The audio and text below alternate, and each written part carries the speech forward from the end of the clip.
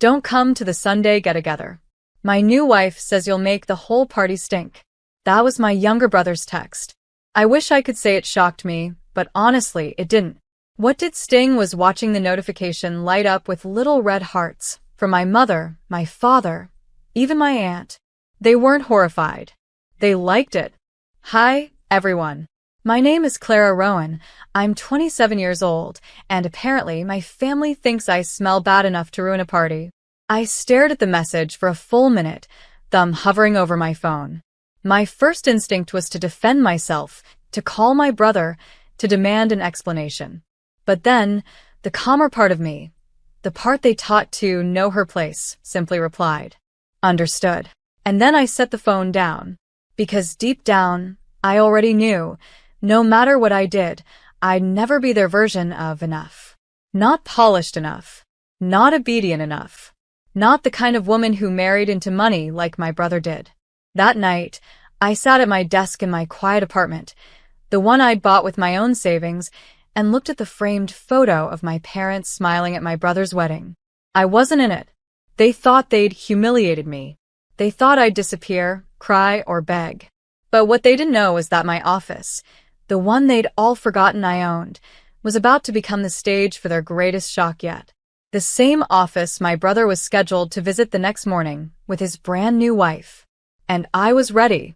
Sunday morning arrived like any other, but I dressed with precision. A tailored navy suit, soft cream blouse, gold earrings. Calm. Composed. Unbothered. At exactly 10:15 a.m., the elevator doors opened in my building's marble lobby.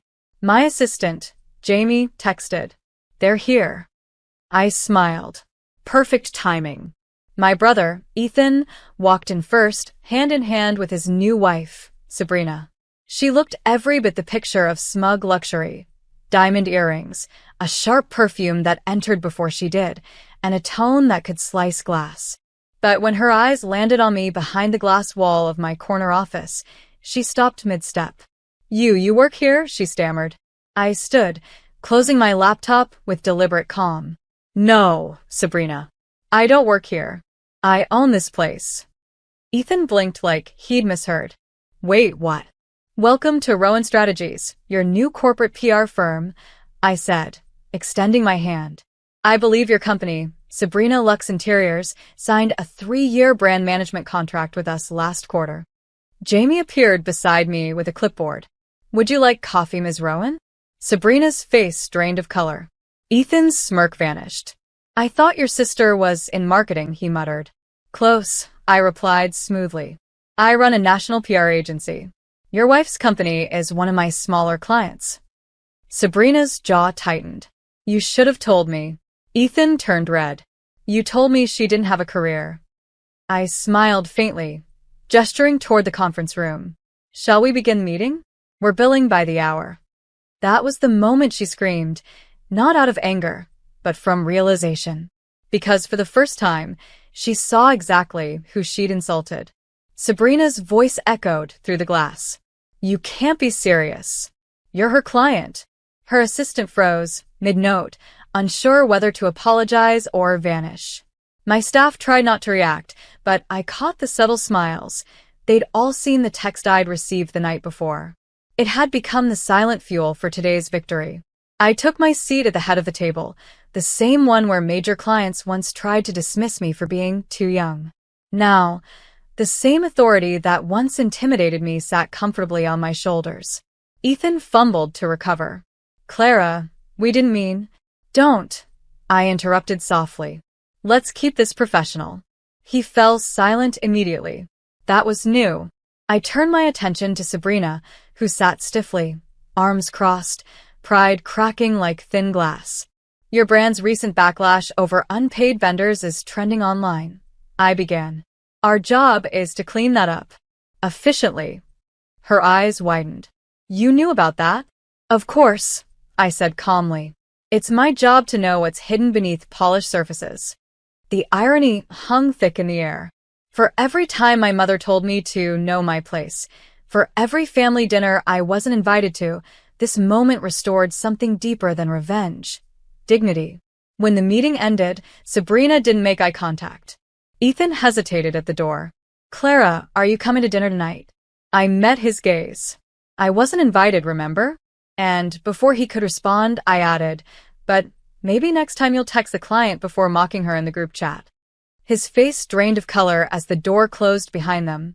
That evening, I returned home to silence, the kind that felt earned. My phone buzzed nonstop, though. Missed calls from Ethan, 2 half-hearted "hey sis" texts, and a long message from Mom. Your brother says there's been a misunderstanding. You know how his wife is, emotional, not malicious. Please come to dinner tonight. It's family. Family. The same word they'd used when they excluded me, when they laughed at me. Still, curiosity won. I decided to go, not for reconciliation, but to see how quickly people rewrite history when they realize you're powerful. At exactly 7:45, I arrived at my parents' house. The same one where I'd once been told, you'll never be successful if you keep being stubborn. Sabrina opened the door, her smile too wide to be sincere. Clara, so glad you could make it. Her voice trembled slightly. I could almost hear the unspoken panic. We need her now. Dinner was awkward from the first bite. Dad tried to act casual. So, business is good, huh? Busy, I replied, cutting my steak slowly. Your son's company's campaign goes live next week. Sabrina nearly choked on her wine. Wait, what? I looked at Ethan. You didn't tell her? My firm manages the PR for your construction merger. It's one of our biggest accounts. The silence was delicious. Mom forced a laugh. Well, I always knew you'd do great things, sweetheart. Did you? I said softly. Because I remember being told I'd never make it out of marketing school. No one spoke after that. The same family that once mocked me now sat frozen at my table, or rather, mine now, since I was the one they'd all indirectly depended on. And they were just beginning to realize it. The next morning, I was back in my office early, focused, centered, and finally in control. Jamie walked in holding an envelope. This came by courier. From your parents. I opened it slowly. Inside was a formal request, my father asking me to delay the merger announcement because Ethan's investors had concerns. The note ended with, do it for the family. You owe us that much. Owe them? I stared at the paper until my hands trembled, not with anger, but with an old, familiar ache. The same one from years of being belittled, dismissed, and replaced by better children. Jamie spoke carefully. Do you want me to forward this to legal? I nodded. And schedule a meeting with the press for Thursday. We're announcing as planned. When Ethan stormed into my office an hour later, his charm was gone. Are you insane? I asked you to help me. No, Ethan, I said calmly. You demanded it. He scoffed. You think running a company makes you powerful? We're family, Clara. That still means something. I met his glare with the kind of calm only pain can teach. It used to. Before you decided your wife's comfort mattered more than your sister's dignity. He froze. Sabrina appeared behind him, pale and wide-eyed. Ethan, let's just go. I stepped closer, lowering my voice. I'm not trying to destroy you. I'm teaching you what respect feels like. The kind you can't buy or fake. He looked at me like he was seeing me for the first time. Because for the first time, he finally was. And the woman standing before him wasn't the sister he'd mocked. She was the CEO he couldn't afford to offend. By Thursday, the press conference was everywhere. Headlines read, Rowan Strategies secures $12 million construction partnership, led by CEO Clara Rowan. My brother's face, frozen behind a forced smile in the photos, said everything. He hadn't realized that the merger deal, the one his investors were betting on, only existed because of my company's strategy. Without me, the entire plan would have collapsed months ago. That evening, Mom called. Clara, what you're doing is cruel. You're embarrassing your brother publicly. Mom, I said evenly, you applauded when he humiliated me in a group chat. I didn't humiliate him.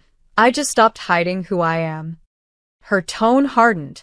You've changed. I had to. You wouldn't have survived being the family joke for as long as I did. Silence stretched between us. Then she whispered, "Your father's heart can't take this kind of stress." "He didn't seem too fragile when he laughed at me last week," I replied. "But don't worry, the merger stays. Business is business." The next day, Sabrina showed up at my office, makeup smudged, her arrogance gone. "I didn't know," she said quietly. "Ethan told me you were some bitter sister who never got over being single. I didn't know you built this." I studied her carefully. "And what would you have done if you did?" "I wouldn't have texted that." I smiled faintly. "Then consider this your lesson. Words carry weight. Sometimes they cost more than you expect." When she left, my reflection in the glass walls stared back, calm, unshaken, and finally respected. For once, the silence that followed felt deserved. The next Sunday, the same family group chat lit up again. "Mom, family dinner at 7. Everyone better be there."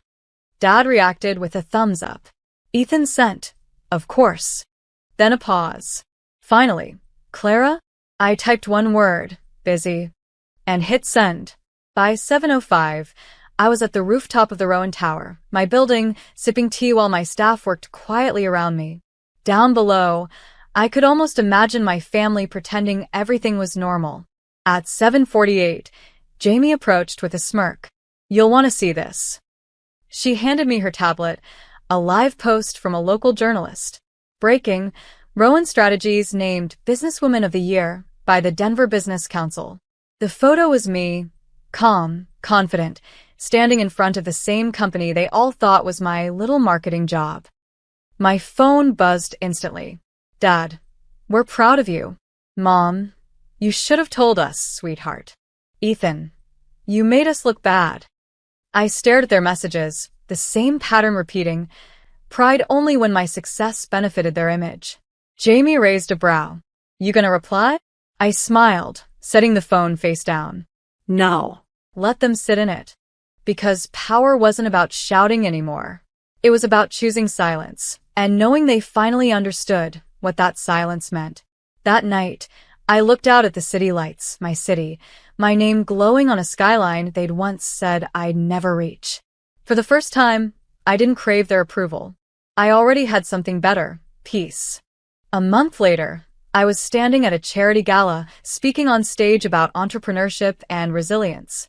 Cameras flashed, people applauded, and among the crowd, I spotted 3 familiar faces near the back, my parents and Ethan. They looked smaller now. Not physically, but in presence. The same people who once made me feel like nothing were now shifting uncomfortably under my success. After the event, my mother approached first. "Clara, your speech was beautiful," she said softly. "We've been wrong about a lot of things." My father nodded stiffly. "You've done well for yourself." I smiled politely. "Thank you. I did what you taught me. I stopped depending on anyone but myself." Ethan stood last, hands shoved in his pockets. "Sabrina wants to apologize. She said she shouldn't have said what she did." "I know," I said gently. "That's why I didn't ruin her company when I could have." He blinked. "You mean?" I leaned in slightly. "Let's just say your next few contracts came through because I decided not to block them." He looked at me differently then, not as a sister to mock, but as a woman he'd underestimated. I started to walk away, then turned back. "Ethan, do you remember that text? The one where you said I'd make the party stink?" He looked ashamed. "Yeah." I smiled calmly. Turns out, success smells a lot like clean air, the kind you only breathe when you rise above the ones who tried to choke you. As I left the ballroom, applause echoed behind me. But it wasn't the sound that stayed with me. It was the silence that followed. The silence of power. The silence of peace.